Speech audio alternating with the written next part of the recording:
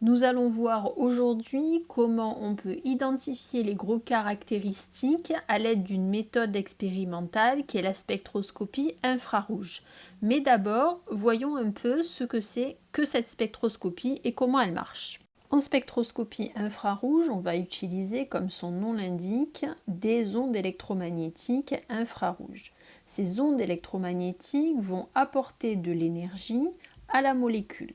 Et selon la quantité d'énergie qui va être absorbée, selon également la longueur d'onde et donc la fréquence de l'onde électromagnétique qui va être envoyée, on va créer une vibration des liaisons. Une molécule peut être considérée comme des masses qui vont être reliées par des ressorts et on va avoir pour chaque type de liaison des ressorts qui vont avoir des raideurs différentes, ils vont être plus ou moins rigides. En envoyant de l'énergie donc sur ces liaisons, selon la valeur de l'énergie qui est envoyée, ces liaisons vont pouvoir se mettre à vibrer. Donc elles peuvent vibrer de différentes manières, pouvoir observer par exemple un étirement symétrique des deux côtés, ou antisymétrique, ou de cisaillement, de bascule, d'agitation, de torsion. Toutes ces longueurs d'onde qui vont être absorbées par la molécule vont provoquer ce mouvement. Donc on va observer de nombreuses bandes d'absorption et quand on regarde un spectre, voilà l'allure qu'il a. Donc on représente en abscisse le nombre d'ondes qui va s'exprimer en centimètres-1. Le nombre d'ondes, sigma, c'est égal à 1 sur lambda, c'est-à-dire l'inverse de la longueur d'onde. On va également représenter sur ce spectre, en ordonnée cette fois-ci, la transmittance qui va s'exprimer en pourcentage. La transmittance va représenter le pourcentage de l'onde qui a été transmis. On va donc observer des bandes ici qui pointent vers le bas. Ces bandes, ce sont ce qu'on appelle des bandes d'absorption. C'est l'énergie qui a été absorbée par la molécule pour justement qu'elle se mette à vibrer. Et ces différentes bandes vont être caractéristiques du type de liaison. On peut donc noter que la spectroscopie infrarouge est un graphe représentant la transmittance en fonction du nombre d'ondes sigma qui fait apparaître des bandes d'absorption caractéristiques des liaisons. Et nous notons également l'étude du spectre infrarouge d'une molécule permet d'identifier les groupes caractéristiques qui la composent. Attention, le spectre infrarouge ne nous permettra que de savoir à quelle famille cette molécule appartient. Il ne nous permettra pas de savoir comment sont arrangés les atomes et à quel endroit se trouve le groupe caractéristique. Nous allons maintenant voir comment est-ce qu'on peut interpréter un spectre infrarouge. Le spectre infrarouge suivant donc représente bien la transmittance qui s'exprime en pourcentage en fonction du nombre d'ondes. Je vous fais remarquer que le nombre d'ondes, l'axe des abscisses, est orienté vers la gauche. Ici, au niveau de la transmittance, nous allons repérer des faibles valeurs de la transmittance qui vont correspondre à une forte absorption. On aura toujours donc des bandes qui sont orientées vers le bas. Le spectre se décompose en deux parties, en deux domaines. Le premier domaine pour les grands nombres d'ondes qui sont supérieurs à 1500 cm-1, c'est le domaine que l'on va étudier. L'autre domaine pour les nombres d'ondes qui sont inférieurs à 1500 cm-1 va constituer ce qu'on appelle l'empreinte digitale de la molécule. On n'utilisera pas les données, les bandes d'absorption qui se situent dans cette zone-là. Elles sont très nombreuses et sont difficilement exploitables.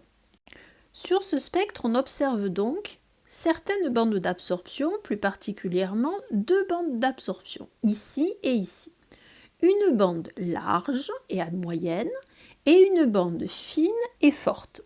Et nous allons nous servir de ce document pour savoir quels sont les groupes caractéristiques qui vont être présents dans cette molécule. Donc, nous repérons en premier la bande fine et forte qui se situe à ce niveau-là, où on voit que le nombre d'ondes est aux alentours des 1700 cm-1. Donc je regarde dans le tableau qui se situe ici, et aux alentours des 1700 cm-1, eh bien on a deux possibilités. On a soit un C doublement lié O, aldéhyde et cétone, soit un C doublement lié O, acide carboxylique. Dans tous les cas, vous voyez que cette liaison va forcément correspondre à une liaison C doublement lié O. Ensuite, essayons de trouver à quel type de liaison correspond la bande qui est ici, qui est une bande large et moyenne. Donc cette bande large et moyenne a un nombre d'ondes aux alentours de 3000 cm-1. Donc 3000 cm-1, vous voyez qu'il y en a plusieurs qui correspondent. Nous n'allons pas avoir de OH qui vont être présents parce qu'on a une bande qui est une toute petite bande. Elle est très très moyenne, voire même petite. Et on voit qu'il y en a plusieurs, il n'y en a pas une seule. Donc s'il y en a plusieurs, ça veut dire qu'on est dans le cas où on a des C liés à des H qui correspondent à des liaisons du type alcane. Cette liaison-là sera présente dans tous les hydrocarbures. Donc, c'est elle qui est responsable de cette bande-là. Donc, on peut noter aux liaisons CH. En regardant ce spectre, on peut donc dire que la molécule que l'on étudie possède un groupe caractéristique carbonyle. Carbonyle et pas carboxyle, attention, parce que ce n'est pas un acide carboxylique, puisqu'il n'y a pas de liaison OH. Donc forcément, si je n'ai que C doublement lié O et des liaisons CH, j'ai soit un aldéhyde, soit une cétone. Ça, je ne peux pas le dire. Par contre, donc je sais que cette molécule est un composé carbonylé. J'ai bien identifié, à partir de ce spectre, quelle était la famille de la molécule. Regardons maintenant le deuxième spectre et on va utiliser la même méthode d'interprétation. Pour ce spectre, on repère déjà deux bandes, une ici qui est extrêmement large. Dans cette bande-là, on peut même voir deux types de signaux, c'est-à-dire qu'on va avoir un signal principal qui est là et on va voir un autre signal à ce niveau-là. Donc, essayons à l'aide du tableau précédent de trouver quelles sont les liaisons qui correspondent à ces signaux. Donc, si je regarde la première bande qui est entourée, c'est-à-dire celle-ci, je m'aperçois qu'elle correspond à un nombre d'ondes aux alentours de 1700 cm-1. Donc, comme tout à l'heure, la liaison qui est responsable de cette bande d'absorption va être un C doublement lié O. Pour le moment, je ne peux pas savoir si c'est un aldéhyde, une cétone ou un acide carboxylique. Ensuite, maintenant, je regarde ce qui est entouré en rouge.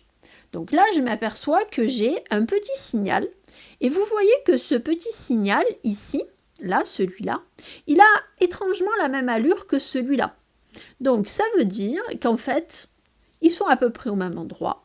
Ils ont à peu près la même allure, et bien tout simplement, ça va correspondre au même type de liaison. C'est-à-dire que là, on va avoir des liaisons CH.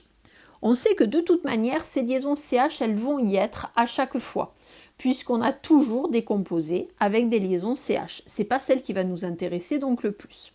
Par contre, la deuxième que j'ai entourée est beaucoup plus large et beaucoup plus importante.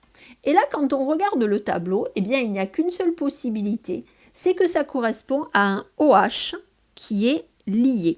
Alors, pourquoi se lier? Eh bien, tout simplement parce qu'on a des composés, on a un composé ici qui est capable de former des liaisons hydrogènes. C'est pour ça qu'on dit que les OH vont être liés. Si j'ai un composé du type gazeux, il ne va pas y avoir de liaison hydrogène, j'aurai des OH libres, mais dans ce cas-là, j'aurai une bande très fine, ce qui n'est pas le cas ici.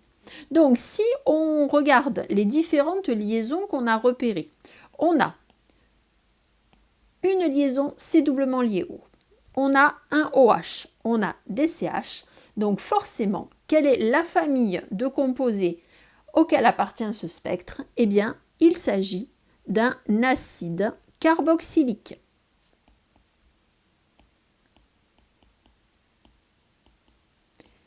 car c'est le seul à avoir sur le même composé un C doublement lié O et un OH qui va être lié, accompagné bien évidemment de CH. Regardons maintenant le spectre suivant qui est un peu différent. Pour ce spectre-là, qui est toujours un spectre donc infrarouge, on a déjà repéré les valeurs des nombres d'ondes qui correspondent aux principales bandes d'absorption et on a associé à ces bandes certaines liaisons. Donc on voit bien que dans ce spectre, on a un OH qui est beaucoup plus petit que le précédent. C'est normal, l'échantillon est sous forme gazeuse, c'est donc un OH libre. On va avoir un C doublement lié O qui correspond vraisemblablement, on nous dit peut-être, à un ester, et on va avoir des liaisons qui ne vont pas être identifiées. Ces liaisons, eh bien tout simplement, c'est les liaisons CH qui sont toujours présentes. Donc si j'ai un C doublement lié O, que j'ai un OH et que j'ai des CH et que je n'ai pas d'autres informations, eh bien je peux penser que là aussi j'ai un acide carboxylique.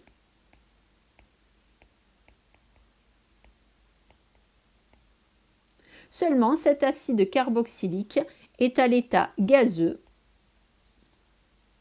C'est pour ça qu'on a un OH qui ne va pas être lié mais qui va être libre. À vous maintenant de reprendre différents spectres infrarouges pour les associer à des molécules ou inversement.